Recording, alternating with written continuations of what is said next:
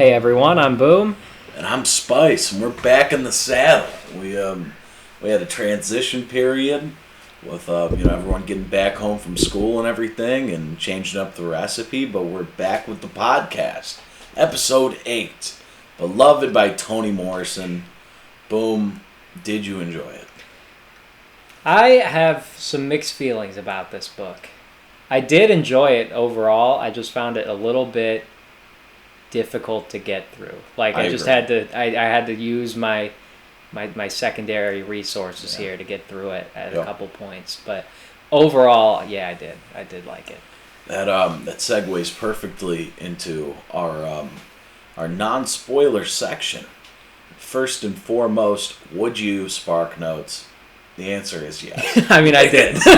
So did I. I sparked notes, course heroed, like it's just necessary to get through some of this stuff.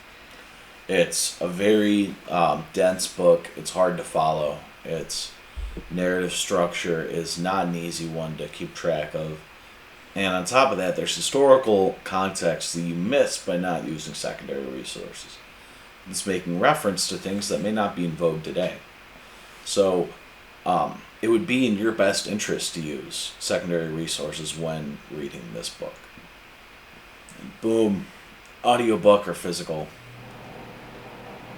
Oh, great. Oh, man. All right, well, hopefully that doesn't come through too great. The AC. But we got the AC going.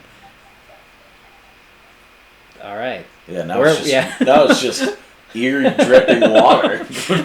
I guess we'll put that out there. We have a new recording studio for the day. We're recording in the mystery basement. Yep, just the basement. So now you guys know I have one of those. Oh God! Oh no! They do too much. We should have just said we moved in the living room it was just to the underground part of the living room. Yeah, a different part of the living room. Sheldon has all his stuff upstairs, so he's not joining us for this episode thus far. Yeah, we'll see. If he hears us, he might come down. I know he'd hate to hear about us doing this without him. It feels a little empty without him, to be honest. That's all right. The dripping water will keep us company. We'll fill in the gaps for him. Yeah, exactly. The eerie dripping water will warm the cockles of my heart in a similar fashion, as does Sheldon the cat. Okay, but yeah, this one's kind of an interesting one. I did kind of both, like I've done before. Just in the car, I'd be audiobooking it, and then once I get home, I'd read it.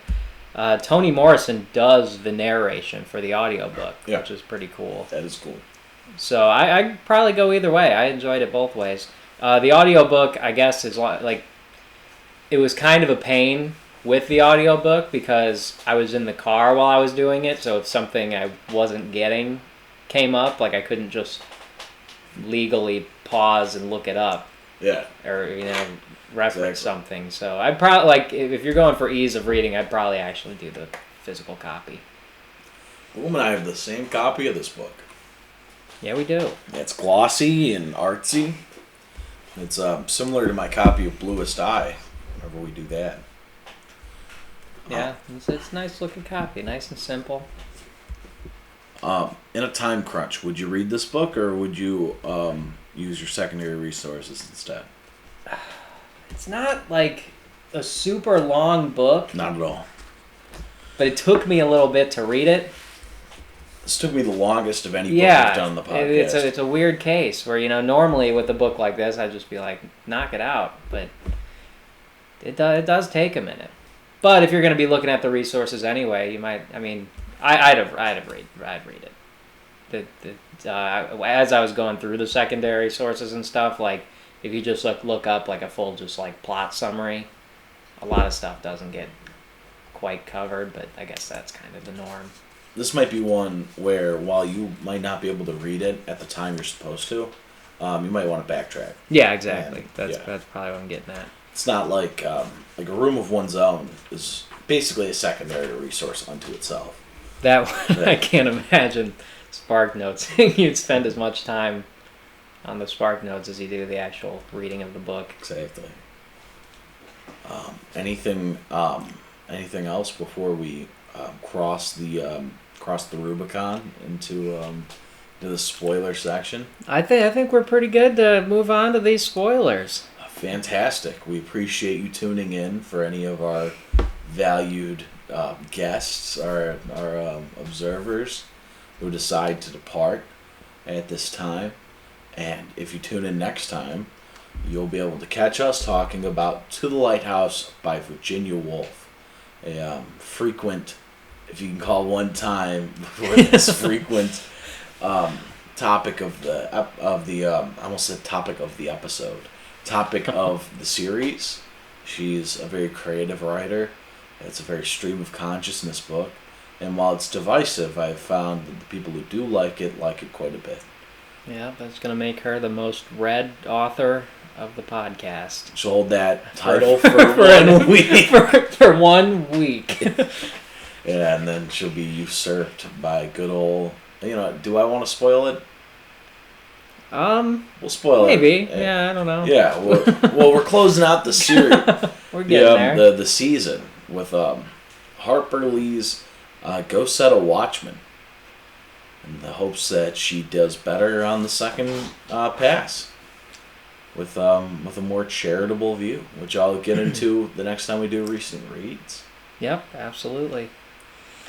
On that note, thanks again for tuning in. I appreciate it. I've been Spice. I'm Boom, and we'll see you next time. And welcome back. Oh, gotta love the pause. It'll never get old. I think it's a testament to how difficult this book is to read, because I did my typical upper corner dog ear to find quotes, and I can't find what I liked on these pages because it's so dense. It's like there have been 2 pages now that I've looked through. You're like, where was I? What was I even thinking here? And like some of these dog ears are big. Like I really wanted to remember this. Yeah, this is. I guess it's one of them where you need like some professional annotating. Yeah, it's equipment. You can get like little tabs with some arrows. Exactly, and I don't have the time for that right now. I have 2 jobs. I'm angling for a third. I don't have time for that. The first page I could really find what stood out to me was page 20. And it's mostly the subject matter where they're discussing the school teacher and his sons literally milking this enslaved person, which is I know it's hard for people to wrap their heads around. It sounds like just some weird PC like conjecture, but using the term enslaved persons or enslaved people as opposed to slaves is a real revolutionary idea to me, just because and I got introduced to it a few years ago, because when you imply someone's a slave, period, that's who they are. They are a slave and nothing more. But an enslaved person, no one does anything wrong to be a slave. No one deserves to be a slave. So by making it out to not be who they are, and instead a state of being that they're in, it allows you to humanize them in a different way, I've found. So enslaved people, I think that's an important little distinction. Oh, absolutely. On page 20, they talk about how she was milked, and it really goes to show how dehumanized these people were, because that's such a like beyond little milk machines that women buy to cultivate baby's milk while they have it for future use, or like whatever, to reduce swelling or whatever. Generally, we just don't milk humans. We don't do that to human beings. And it's horrifying to imagine someone doing that to another person. And it's almost a comical level of, like, villain ness, Yeah. like evil. It's despicable. What are your thoughts, bro? Yeah, I think that's a really common thing with this book is just I don't know that I've ever read something that's just this like graphic in how these enslaved people were treated. Like it's appalling. Like from milking people to these people having to have intercourse with cow like that. It's just truly like despicable. It's horrific. It's hard to read about. I absolutely agree. And I think we have ingrained a sanitized idea of what slavery was, because it behooves a lot of people to downgrade what slavery was, because it wasn't all that long ago that we had slaves, and even quite recently in the South, most prevalently, there were laws that were really only enforced for black people, and they were sent to labor camps and essentially treated like slaves. So slavery really didn't end until the mid 1900s in America. And if you consider, prisoners being put to work by prisons as slavery, which you ought to, because it is, then there's still slavery going on today. Absolutely. So in the interest of private prisons and of the people who benefit from this cheap labor, and like Nestle has slaves in other countries. Like they may not own them, but they benefit from them.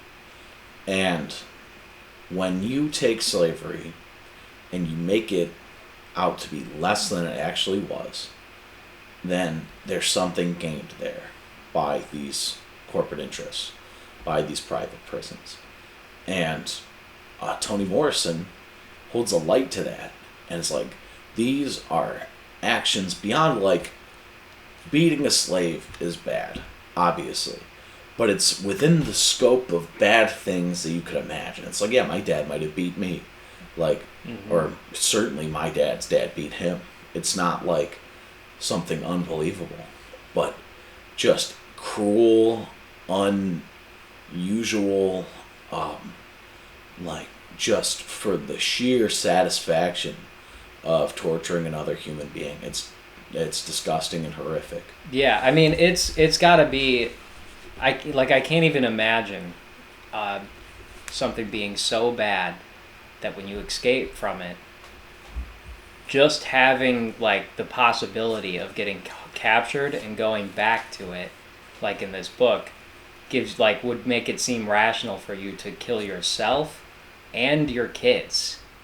Like that. I mean, like that's just like it's something that we can't really comprehend. Exactly. It's reminiscent of in the Holocaust when they were in, like, I forget where, but there's this family hiding from Nazis, and they hid in the walls of this house while there was a search going on, and a baby was crying, and if they'd gotten found, they would have been sent to concentration camps.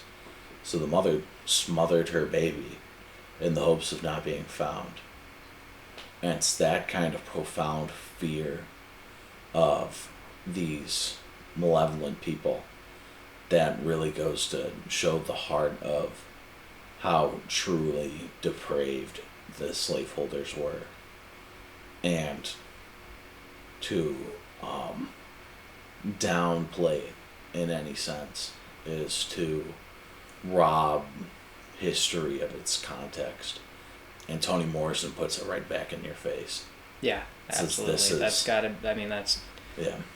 If if there's no other reason to read this book, that could be the most important. And it's a great reason to teach this book. And it was so recent. Like, this was written by a woman who was alive in our lifetimes. She certainly knew people who were on plantations. Like, she died. This is no ancient history. Exactly. there's still recordings of people who lived on plantations out there, like, just of them talking, being interviewed. This is not old enough for us to pretend like it has no bearing on our current living situation. Mm-hmm. Let's see. I've still been looking for more quotes that would make sense out of context. But this is really something you gotta read yourselves, guys. This is not like I Know Why the Caged Bird Sings, where there's a whole lot of beautiful prose to pick from.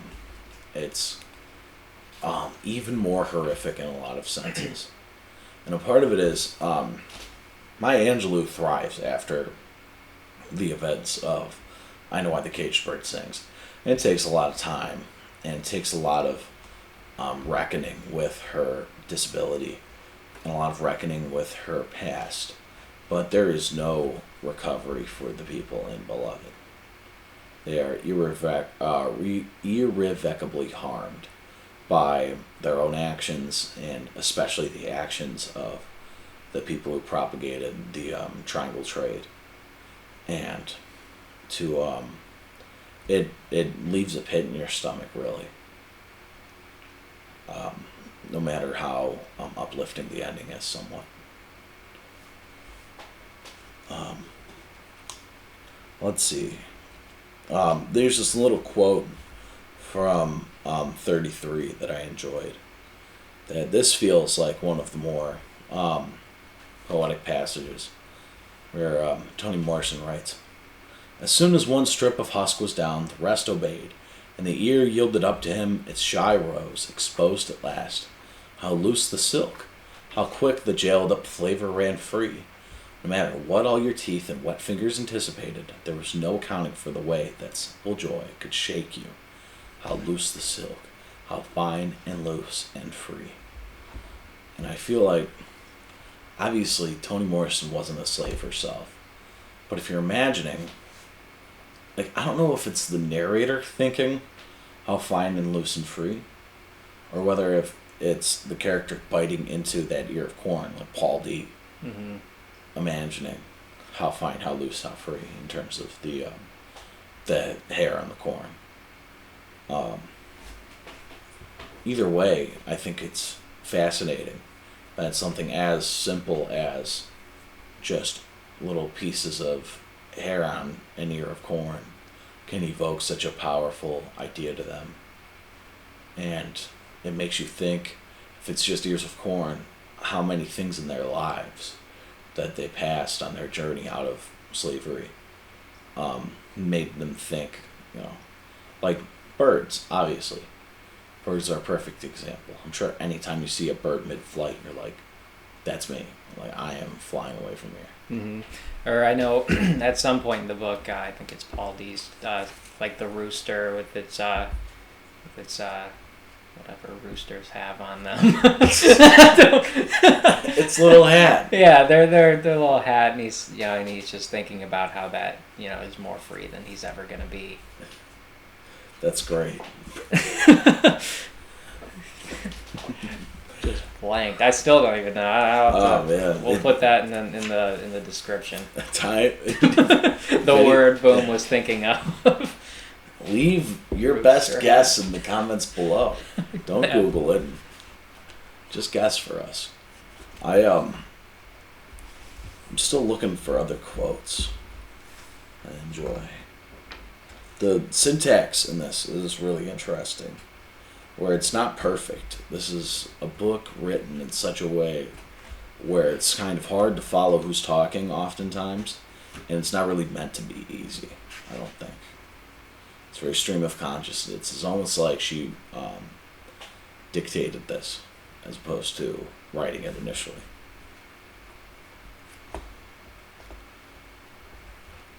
Also, I forgot the N-word's in this quite a bit. So anyone who doesn't want to read that, that probably could have been in the non-spoiler. Yeah, lots of trigger warnings for assaults and. Yeah, absolutely. Yeah. If anything we've read has had it before, this one is at least at that level or more disturbing. Probably more. Yeah. It's, if not in detail, certainly in prevalence. And Mhm. it happens more often in this. And it kind of illuminates the parts where it is fun. Like, when you're not reading about someone getting literally milked, which is horrifying and dehumanizing. There's a fun little rhyme scheme on page 48 where I think I'm not sure if it's Setha or Paul D. Who's like, little rice, little bean, no meat in between. Hard work ain't easy, dry bread ain't greasy. Lay my head on the railroad line, train come along, pacify my mind. If I had my weight in line, I'd whip my captain until he went blind. 5-cent nickel, 10-cent dime, busting rocks is busting time. And it's nice because we read Dune, I think it was, and there were passages in there where there were little limericks, and they weren't very good. And it's mystifying that someone would choose to include a limerick or a little poem in their book if they're not going to make it decent. Does that make sense? Mhm. Like, you're publishing this. Like, outsource it if you need to, but like, don't include it if it's bad. Yeah, absolutely. I can get behind that. That's part of why I love The Lord of the Rings so much. Is Tolkien, I don't know, I mean, I assume he writes it because it's so much of the books, but like, he has some really cool poetry in there. That's like one of my favorite parts of the whole series is like the sing-song kind of way he writes, and then the actual songs in there. It's just, it helps. That's nice. It'd be a lot worse to like just have to like dredge through these pages of songs if they were not good. That's And then I hear awesome. people don't read them. I was talking with a couple people who are like fans of the book, and they're like, "Yeah, I just have to skip over all the songs though." What? You're kidding me. Did they include do them in it. the movies? A couple of them. Not often like word for word. And there's a lot of like just plot that doesn't make it to the movie where like my favorite rhymes are in. Oh man. I know, they left out Tom Bombadil. He's my favorite character. Oh, not He- Tom I know, Bombadil. he's not even in the Oh movies. no. Oh man. I can't even be mad. Like, they explain it perfectly. You know, like, these movies are already 3 hours long. You know, they can't be adding every piece of plot. And he doesn't technically advance the plot, so they had to cut him. Not Tom Bombadil. Oh my God, Boom! I'm just absolutely heartbroken. It's for tough. you. It's tough. If you can, head to page 54 for me. Did you listen to the new Kendrick Lamar album? I have not. So there's this one track called like "We Grieve Together" or something. Or no, it's "We Cry Together," and it's him and this actress, yelling at each other in rhyme, and arguing, and like it's intense. Like her voice is like cracking the whole time, and like they're like saying like real personal stuff, and it feels like this in the sense that there's some really realistic dialogue here. And I think that's really important in such a grounded story where, like, yeah, there's supernatural elements, but in reality, there is the trappings of truth here. And if she'd abandoned any sense of realism, then the historical knowledge gained through reading this book would be halved. And here, there's an argument between would it be Setha and Paul D potentially? I'm not too. It's hard for me to keep the character straight, listener. So please bear with me. And Morrison writes, "Look here, I apologize for Unreal. You can't do that. You can't apologize for nobody. She got to do that. Then I'll see what she does." Setha sighed. "What I want to know is she asking a question that's on your mind too?" "Oh no, no, Paul D. Oh no." "Then she's a one mind and you another? If you can call whatever's in her head a mind, that is. Excuse me, but I can't hear a word against her. I'll chastise her. You leave me alone." Risky, thought Paul D. Very risky. For I used to be slave woman. To love anything that much was dangerous, especially if it was her children she had settled on to love. Is that foreshadowing, you think? I think it could be. Yeah, future events in the book? Mm-hmm. The danger of loving your kids, which really goes to show the despicable nature of the triangle trade. Yeah, That- absolutely. Yeah, that, the danger that of line really loving your highlights kids. it. Yeah. Yeah, and I mean Paul D. Like he's you know, he's been on that mind like the whole book where he locks his heart in that tin tobacco can so he can't get hurt anymore, and Seth will just then she talks about how if you're gonna have like I forget the exact quote, but half love isn't love at all or something like that. If it's not full, it's not worth it. But she gets hurt bad because of it. Wish I would have had that bookmark so I could read it better. That'd be nice. Tough seats. On 78, he refers to a war. Clearly, it's not the Civil War because they're still actively enslaved. What do you think? Which war do you think they're talking about? 1812 or the Revolutionary War? Probably 1812. I think that time frame would be better. Yeah, that makes I'd buy sense. that. See, that's a part of the confusion here. I'm sure SparkNotes would be able to parse that out really well. But I'm not them. I'm sorry. I'm sorry, listener. We're sorry. I'm sorry I can't be him. Also, this book really highlights the fear of the Klan. Even back then, before their resurgence after Birth of a Nation and everything.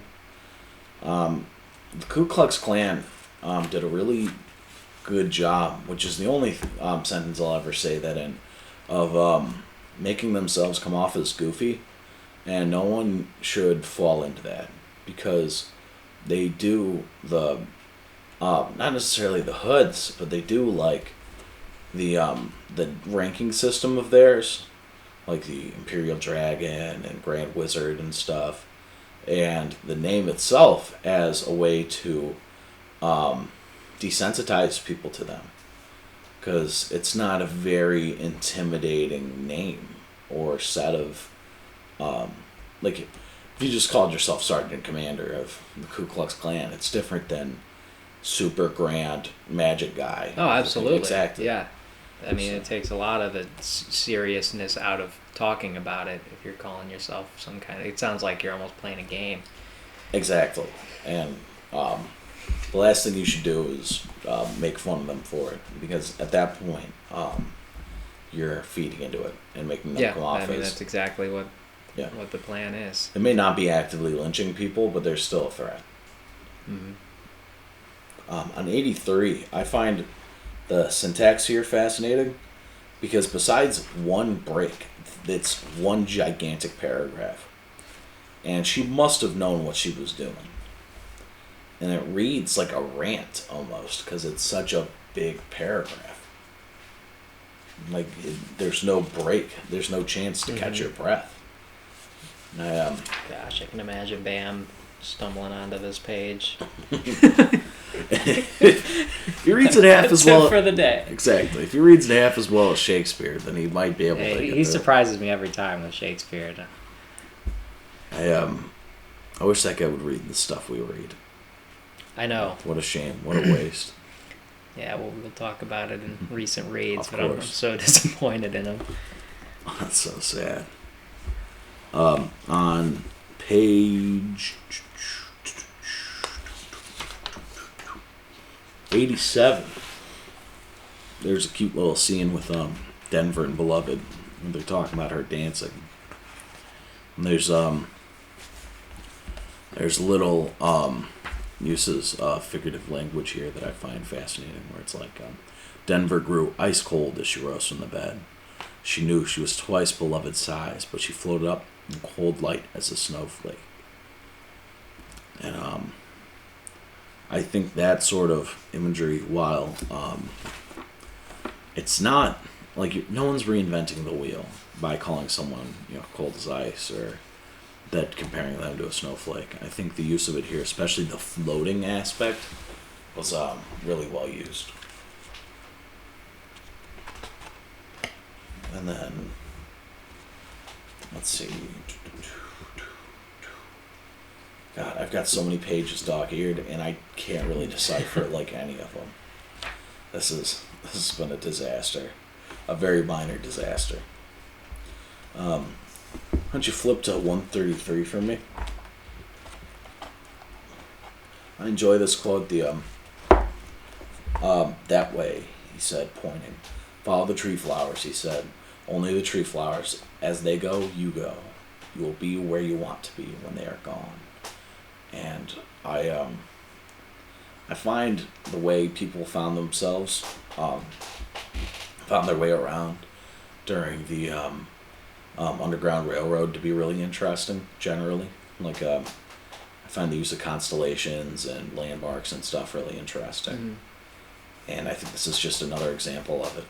Like, using the, like, what's the term for, it's not like flora and fauna, like the biology, but with plants. It's not topography. I know what you're talking about, and I ought to know it from as much land navigation as I have to do. I don't know, botany, I guess. I don't know. That's not the word I'm looking for, but everyone knows. But I'll take it. Yeah, we'll take it. Yeah, I just find that interesting. Let's see. I'm trying to get through all the dog ears I can decipher. Let's see.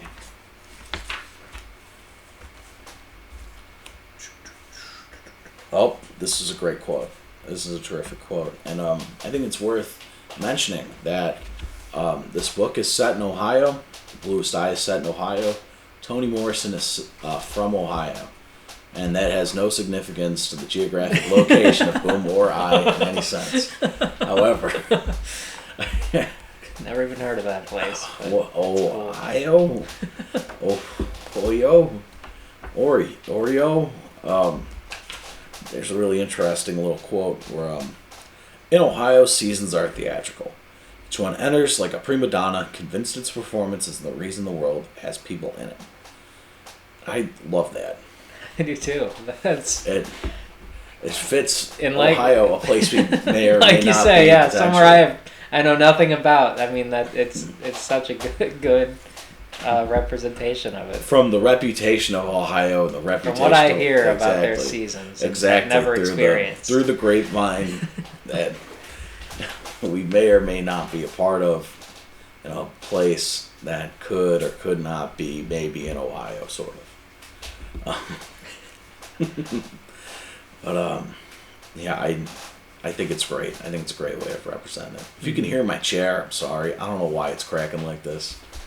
I would change chairs, but it's too late. It's too late. I'm in too deep. We are into this now. Exactly. I'm in the weeds. Let's see. So many dog years, so little time. How about we turn to 153? I like the little. I think this might be the scene where they find Beloved. Because, crazy girl, you the one out here with nothing on and stepping away in front of Paul D. Sather took the shawl and wrapped it around Beloved's head and shoulder, saying, "You have to learn more sense than that." She enclosed her in the left arm. Snowflake stuck now. Paul D. felt icy cold in the place Setha had been before Beloved came. I thought that was interesting, the way she just pops in out of nowhere. Yeah, absolutely. Beloved is a super interesting character in the way that she's like brought into it and out of it, and everybody's like each different character's relationship with her. It's a really cool character, the way that she's used. Oh, there's a really short chapter from page pages 156 to 158, and there's a little section of that chapter that reads, "What? If it hurts, why don't you cry?" And she did, sitting there holding a small white tooth in the palm of her smooth hand. Cried the way she did, or she wanted to, when turtles came out of the water, one behind the other, right after the blood-red bird disappeared into the leaves. The way she wanted to when Setho went to him, standing in the tub under the stairs. The tip of her tongue, she touched the salt water that slid the corner of her mouth, and hoped Denver's arm around her shoulders would keep them from falling apart. The couple upstairs, united, didn't hear a sound, but below them, outside, all around 124, the snow went on and on and on, piling itself, burying itself, higher, deeper. Oh, it's Sheldon! Hey! Oh! There he is! What's up, buddy? Hi. Hi, good cat. What a good guy. Oh, I'm so glad he's here. Oh, this is lovely. Oh, you're so friendly. Big There he meow. goes. Big meow. Yeah, get it out. Good meow. So, he's so social. So, I like the idea of using snow like that.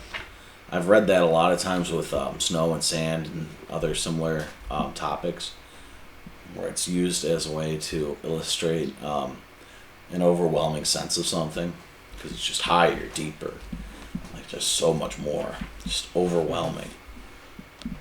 I've always found that fascinating. And that passage in general, I find that beautiful. He concurs. And check out 165. I like the use of parentheses here, because it shows a little, like, almost like the narrator's a little unreliable, because it's like she's second guessing herself, and when you parenthesis, you're like maybe making an aside. Mm-hmm. That sort of shows like she's unsure. And then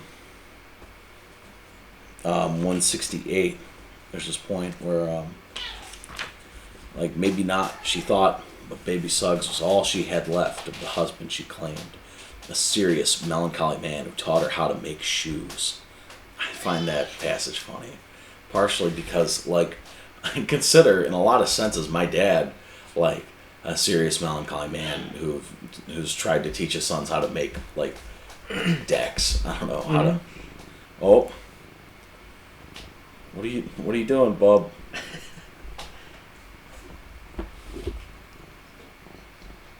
Oh, he's purring.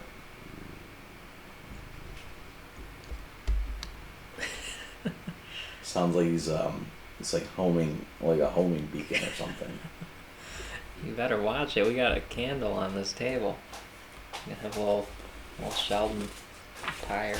He's a good cat, but I've never owned a cat, and I don't think I've ever grabbed a cat. I've never just grabbed a cat, because I've never owned a cat for the sake of, it's just not, I'm not going to grab someone else's cat. Yeah, So when he gets in my business, I don't feel comfortable just snatching him. Which is a shame, because he's a very social cat. Yeah, he is. He normally doesn't mind. He doesn't like to be held, but he doesn't mind being moved. That's fascinating. Like, my dog loves being held. I thought about bringing Mac, and I'm like, no way. No way. And I think a dog bark is different than a cat's meow. Like, Sheldon sounds like he's joining the conversation. Mac would sound like he's disrupting it. Yeah. Cats are very much like, it's almost like they're being talkative. Which is funny, because I think dogs understand people more than cats. I completely agree with you. Yeah, it's a strange thing. Yeah? Yeah, I've been trying to read about that. Like the way that cats are. So apparently they understand more than they let you, like more than you would think. They just don't like care to reply as much as a dog would. Like dogs are way more like sociable most of the time.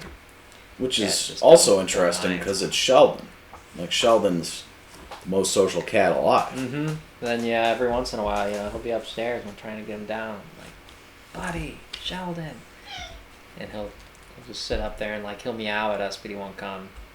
But then if like he's sitting on the couch or whatever, and I call him, he'll come over. Love that guy. He's a good dude.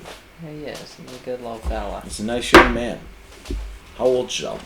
I think he is. He just turned 9. Ooh, man. So yeah, he's a middle-aged man. It's adding cat years. I know dogs is 7. What's cats? I don't know if there's like an exact transfer. I think it's like 4. Oh, man, the teeth make me uncomfortable every time. Yeah, he's getting Oh, his boy. getting his saliva on. Yeah, he's a Oh, little that's the weirdo. teeth. Mhm, Oh, I little feel like I'm gross. so close to being bit. I ever tell you, so, listener, I work at a hotel that's, I'm not going to tell you which one. Oh, Sheldon touched the book. Is that a first? He read. Yeah, you read.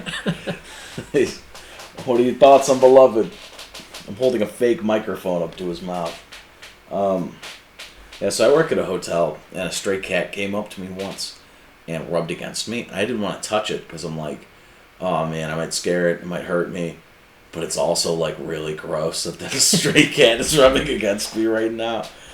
And I was real conflicted about it. And I was just like, and I was like getting all anxious. Oh, that was bad. Yeah, Sheldon bites every now and then, but it's never out of like. It's never to be mean, and it's mostly Bam. He bit me one time. I do remember that. Oh, it made me mad just because I was so. Well, that's when he does it. It's like when you're petting him, like he'll just be sitting there next to you, all chill, and then he'll just bite you. I was so nice to that guy. Bam, though, I mean, like he'll just be sitting on the couch, and Sheldon just come up and just nothing, like no contact, just bite his arm. Well, Bam deserves it. Yeah, I think he just sees Bam as like an equal. I don't know, like he's just messing with him. This fellow cat. Yeah. Oh, that's Yeah, great. he knows that me and Cameron are like caretakers, and Bam just hangs out and sleeps all day. He's like, that guy is one of me. I think page 236 is a real turning point in the book. Mostly because, like, you get to the point where we're just talking about Beloved. And we're talking about her relationship with Beloved. Sepha, that is, I believe. And I think it's important because now it's just sort of monologuing. And there's no breaks for that reason, I believe, because you're just sort of chugging through, like how Yeah. you'd imagine a grief-stricken mother is describing her relationship with her dead child. Yeah, those are a cool couple chapters there, right Absolutely. in a row that you mentioned. Because like right after that, on 242, Beloved is my sister, and it's like the same kind of ranting passage. Precisely. Or right back to 241, there's I got close to being a Saturday girl. I'd already worked a stonemason's job. A step to the slaughterhouse would have been a short one. When I put that headstone up, I wanted to lay in there with you, put your head on my shoulder and keep you warm. I would have if Bugler and Howard and Denver didn't need me, because my mind was homeless then. I couldn't lay down with you then. No matter how much I wanted to, I couldn't lay nowhere in peace back then. Now I can. Now I can sleep like the drowned. Have mercy. She'd come back to me. My daughter, she is mine. And Toni Morrison plays the syntax in an important way, I think, because it's not. These are ramblings. Mm-hmm. These are not meant to be construed as rational thought. These are grief-stricken mothers, just like account of what happened and her relationship with her dead daughter. And that cannot be taken for granted, I don't think.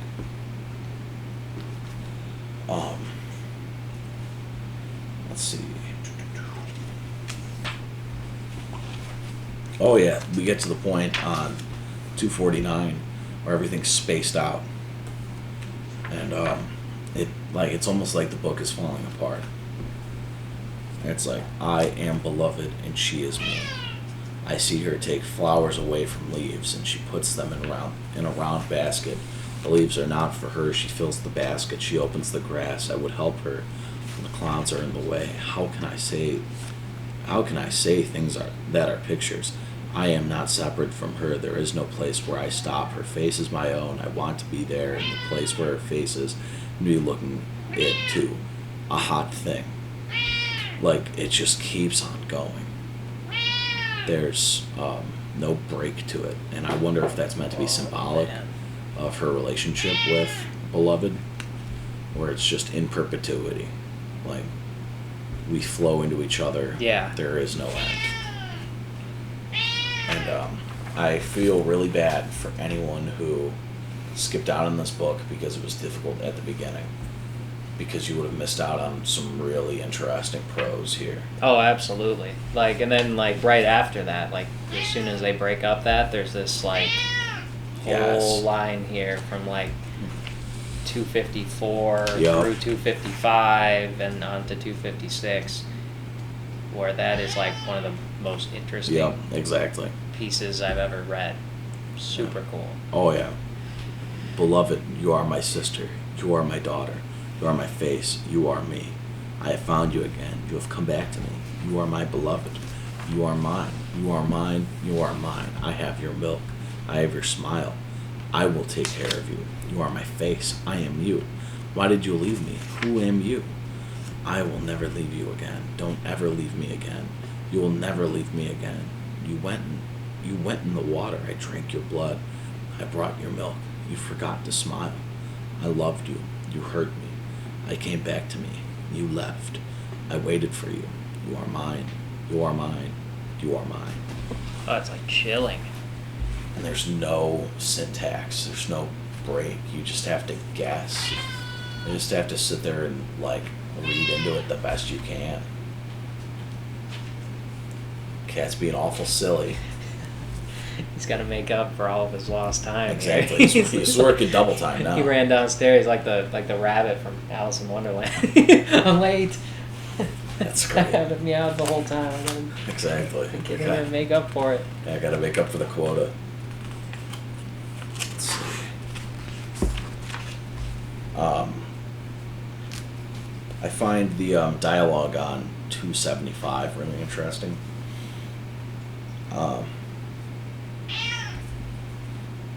There's just it's really snappy dialogue. And after that, it's nice to get back to dialogue that makes a little more sense, you know. Mm-hmm.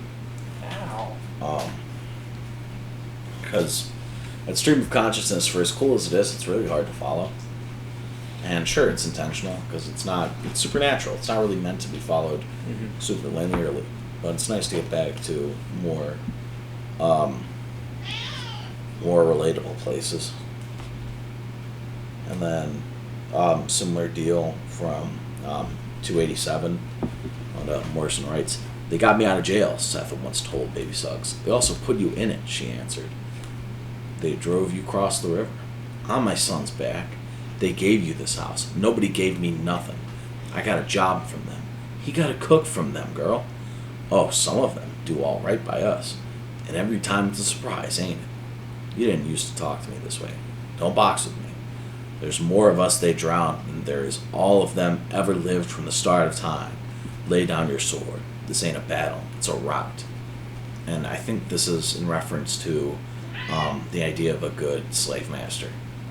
And it goes back to what we were talking about, because some people treat like slavery in such a cavalier way, where they sort of push the idea of a good slave master, and it just didn't exist. No, absolutely not. No. And yeah, they talk about that a lot with with the Sweet Home Man and how he was considered to be okay. Like, how he wasn't as cruel, but like it's just not a thing. It's not Exactly, there. it's There's not. no There's no appeal. There's no making that better. Exactly. You're still taking away someone's bodily autonomy. It's not Exactly. okay. Yep. Nope. There's nothing. Exactly. And it's kind of like the idea that people push, like you have black Confederates and stuff like that. It's just another lost cause miss. Man, I can't talk that. Myth, not miss. It's just disgusting. I think this is my second to last dog year on 309. I'm standing alone on the porch. Beloved is smiling, but now her hand is empty.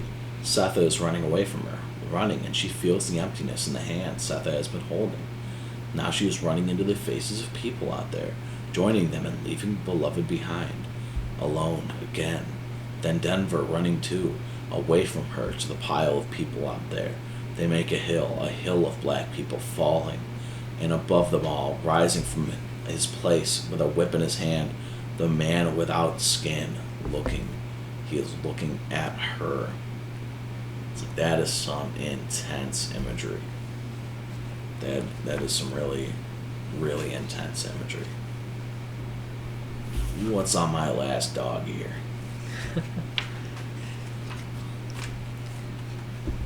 Oh, okay. So this is on page 323. And this is just really neat writing. Like, there's a loneliness that can be rocked. Arms crossed, knees drawn, holding this motion, unlike a ship, smooths and contains the rocker. It's an inside kind, wrapped tight like skin. Then there is a loneliness that roams. No rocking can hold it down. It is alive on its own, a dry and spreading thing that makes the sound of one's own feet going seem to come from a far-off place. That feels very like Shakespeare almost. Yeah, that's a really cool line. Like, that point when I'm King Hamlet, like, list, oh list, murder most foul as best it was, that whole thing. That's how that feels. Like a dry and spreading thing that makes the sound of one's own feet going seem to come from a far off place. That feels like it fits the same cadence. It's wild in this book how good Toni Morrison is at writing in so many ways. Like, because that kind of prose is super like poetic, and then like for her to write almost the entire like beginning of the book the way she did to make its meaning more significant. And to really fit the cool stuff. To fit the style. Exactly. The speech of the people within the book. Yep. She's It's great. a really impressive thing. Who do you think is a better writer? Just based on the two books that we've read, her or Maya Angelou?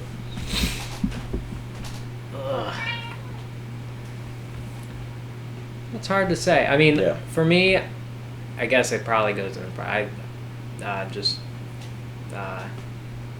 Cage Bird is probably like still my favorite book. Oh, it's so great. So it's hard for me to pick someone else. But they're both just fantastic. Yeah. They both illuminate really interesting themes. Mm-hmm. I think the little suite we had between those two and Kindred are all really interesting, where Caged Bird shows how people are oppressed within their own communities. Kindred highlights how the oppression of people in the past is transferred onto the present. And then Beloved illuminates the oppressions of the past and how it can relate to how we view the past. Mm-hmm. And I think there's a bridge there where Beloved is all in the 1800s and how you think about the 1800s. And Maya Angelou's all in the 1900s and how you think of the 1900s and on. And Kindred, both narratively and thematically, connects the two. It's both, yeah. Yeah. Yeah, that's a nice little trilogy we put together there. Yeah. Totally intentional. Did we interrupt it? What did we Yes. do? Yes, because Hour of the Star. I don't even remember talking about Hour of the Star. That was, yeah. How long did we talk about Hour of the Star? I think it was like almost an hour, or a As little it should over an be. hour. As it Yeah, should because it almost as long as it took me to read the book. It's such a good book. I wish Bam had given it the time of day. He tried. As soon as he finished his current book, he picked up Hour of the Star and was like, well, now I'm just going to read this. And I don't know. I think it's just... I want to read it to him. I want to read it. It'd be worth it. Yeah. Give me like a couple nights, just reading for like a half hour. He'd have it done. 10 pages a night. You got it done in like a week and a half. Mm-hmm. It's not a long book at all. Yeah, I was considering using like an Audible credit and just having him listening to it, but like, I refuse. I don't even know if it's on there. No, it might. It might not be. It's translated, and it's translated very specifically. Yeah. So I don't know. No, I believe it not being on there, and even if it was, like, it's gotta. I can't even imagine. That's gotta be such a short audio. I'll record it Audible style, and I'll send it to him. Yeah, just send it. Listen to this. You know what we have to do? It is I think I know what we have to do. All right. What's our rankings? So, we know what the floor is. Although, I'm going to have to revisit that. I'll just talk about it now. Because I don't know if we'll get to recent reads today. I saw an Aaron Sorkin production of To Kill a Mockingbird at Playhouse Square in Ohio, which is a place I may or may not live, potentially, maybe sort of. Made the trip Exactly. for it. Or I might not have. Who knows? They made 2 significant cuts and 1 narrative change that I think really fixes the book. On one hand, it's not told exclusively from the perspective of the kids, because it's told from our perspective. We're watching. And it allows a lot more scenes where Tom and the maid get more time to think on their own without being portrayed by a young white woman in the South. And that helps it. Although, obviously it'll never be true to life entirely. Mm-hmm. It feels better that way. Then they make 2 major cuts. And one of them is Tim Johnson does not exist in this book, which is huge for me because, A, it's a slog, and I couldn't even imagine it on stage. 2, it's so, like, well, there's 3 reasons.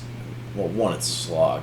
2, it's really making your reader feel like an idiot because you're giving them the last name of a dog to make sure they make the connection to Tom Robinson. Yeah. And then 3, it's dehumanizing. So by cutting that, you allow it to be only one real comparison to an animal, which is the mockingbird. But in that case, it could equally be Boo Radley that you're talking about. So, and they phrase it more like they're talking about Boo Radley in the play. So with those cuts, I feel like it works a whole lot better. Yeah, I absolutely wish I would have seen that. That seems like it takes a lot, and it's probably, I mean, maybe they like watched a podcast or something. But yeah, exactly. Like they just took a lot of our complaints and they just did it. things to make it better. Yeah, yeah, it's really cool. It's so much better that way. So much better that way. It won't change my ranking. Yeah, because it didn't change the book, but it is much better. Now, To Kill a Mockingbird. Kill a Mockingbird. Down at the bottom of the barrel. Number 2. Yeah, I got like a little picture of some covers here, so we can. Is that in order, or is that's in reading order? Oh yeah. So number 2 is probably A Room of One's Own. Yeah. Number 3, that's where you start running into some trouble. That's where it gets tough. We're both leaning on this table right now, looking at this picture. It just dropped like 5 inches. Oh, that was spooky. Oh man. We're gonna lightly. All right. Okay. Oh no, dude. All right. Kill a Mockingbird. Room of One's Own. Maybe Hour of the Star. Maybe. Yeah, I can see Hour of the Star. Yeah, it's probably Hour of the Star for me. Yeah, that one hurt though. That hurts because I just like it so much. It's so good. And that's like most of our books. I mean, like so good. Literally all of them except for the one. Because A Room of One's Own, I don't like as much as like the other next books. group, but it's not like it's a bad. Like it's not like I didn't enjoy that book. It lives in I'm a separate excited category. to read more Yeah. Virginia Woolf. Like Yeah. It'd be like if you're saying, all right, here are my top 10 action, or, top 10 action movies ranked from worst to best. And one of them's like Spotlight, like the movie about like the expose of the Catholic Church by like the Boston Globe or whatever, where it's like, that's not an action movie. And like this, Yeah. it's very different from the rest of it. Mhm. So that's our bottom 3, which feels bad. I think I'd probably have to go Kindred. Yeah, I was about to say Kindred. Beloved, Frankenstein. Oh God, Rebecca still needs to be placed. Oh, I'd probably go. Yeah, I go Kindred, Beloved. Frankenstein, Rebecca. I Know Why the Cage Birds. Yeah, I think that's a pretty good list. And I feel like it's in blocks, where you've got To Kill a Mockingbird way over here. You've got you got Room 1 Zone significantly further on. Mm-hmm. Even further on, you've got that block of Kindred, Beloved, and Hour of the Star, with Hour of the Star lagging behind those other two a little bit. And then you've got Frankenstein not too far away from them, Rebecca even closer, but then I Know How the Cage Bird sings. Yeah. I I think that's a pretty good representation of it. We'll have to draw a chart. After episode 10, we really should. And we're on pace to finish the season within the first year that we did it, I think. We're pretty close. Yeah. Yeah, I think if we get on it, we'll be pretty close. Next episode, To the Lighthouse, Virginia Woolf. And then it's the main event, Harper Lee Revisited. Oh man, we should do something for it. Maybe we should watch an adaptation or something, just to add. Okay, to it. yeah. I don't know, maybe not the stage adaptation, because one, I've already seen it. Yeah. Two, I didn't pay to see it. I got tickets from someone at my college, Mm-hmm. so I couldn't even hook you up like that. Also, I still spent money there. I got a magnet for my fridge. Oh, did you? Yeah, just as a little souvenir, because it's the book, for all its faults, is a significant hurdle in the Boom and Spice book advice Absolutely. Yeah. history. Yeah. It's an important book for us because we worked through it.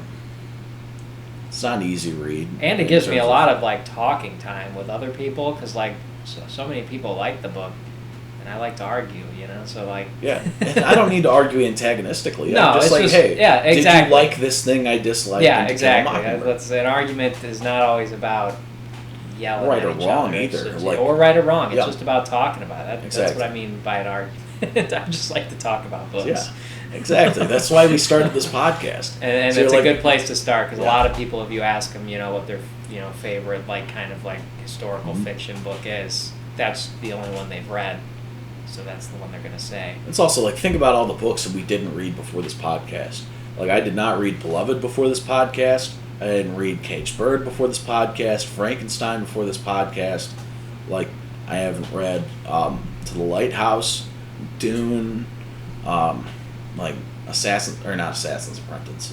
I'd still like to read that though. Oh yeah, no, Um, I think that's gonna be the best so far of possible. Oh, you fantasy think it's writers. better than Liza Lachlamara? Which is crazy because I love that book. I do. That book really turns a corner for you. Although Dune, I don't think you can beat that opening scene of Dune. It's so good. I It's agree so with good. Dude, If it you had haven't- me, it had me sucked in. They really wasted. I think. Yeah, I know. And every fantasy book I've ever read has felt rushed. Every single one. Mm-hmm. And I don't get why. I don't know what the deal is. Maybe it's because I read these books. Because I got plenty of Beloved by the time I was done. There's, I don't need to read any more Beloved. Yeah. And I love it, but I don't need any more. Rebecca, same deal. Kindred, same deal. The only ones I wish there was more to was Room of One's Own and Hour of the Star, and then maybe Caged Bird. But Caged Bird, I could read 2,000 pages of Caged Yeah, Bird. that's just one of those where I just don't want it to end. I'm not like that typically. I read books like I'm climbing a mountain. No one climbs a mountain. They're like, whew, time to do that again. Like, no, they're done. Any closing thoughts? No, if you guys want to hear this conversation continued, we're going to have some recent reads coming out soon. Where, this is kind of what we talk about on that segment. Absolutely. The reads we're doing recently. Exactly. Independent of the podcast. Which, Boom does quite a bit. Oh, man, we went the whole time without... Gosh darn it. Gosh darn it. Oh, man, we're stepping all over the rules of the pod. We better end this. Just lost my bearing there, guys. I'm sorry. Oh, he went off the deep voicemail from Toledo that says hello. That's it. Oh, man. I'm glad that interrupted the podcast. Someone left me hello. I'm in Spice. And I'm Boom. We'll see you next time.